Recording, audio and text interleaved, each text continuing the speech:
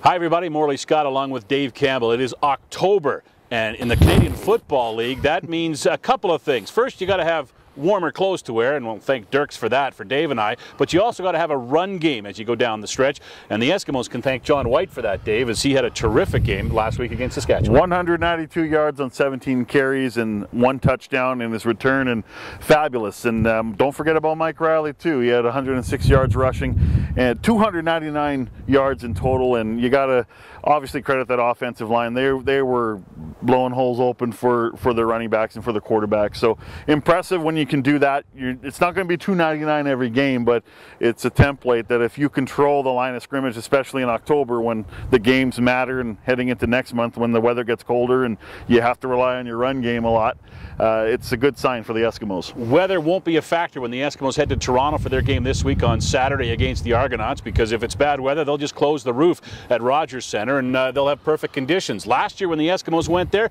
Mike Riley threw for over 500 yards, so he's got that game in him. And of course, Ricky Ray, he's the best in the business and will be a tough challenge for the Eskimos defense. Well, he will, and Ricky Ray is the best in the business in my opinion too. And you know, what he does is control football games, and in the offense that he's running, which is very similar to what the Eskimos run, the quarterback doesn't have to be the focal point. But Ricky Ray, being as good as he is, becomes a focal point, obviously, and he's got his weapons back. He's got Chad Owens in the mix. He's got Andre Drury back. Jason Barnes is back in his spot. Don't know if John Childs is going to play, but their running backs are playing good with Steve Slayton and Curtis Steele.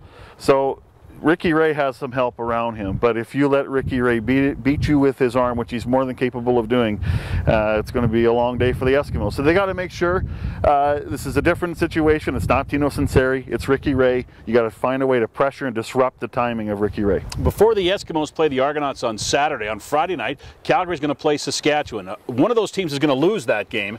The Eskimos playing an Eastern Division team. Dave, it's a chance to make up ground on either Saskatchewan or Calgary. Absolutely, it's a great opportunity. I don't know who you want to win in that game.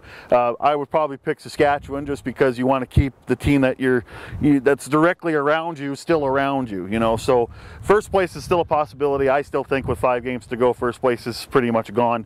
So, but you know, it's a chance.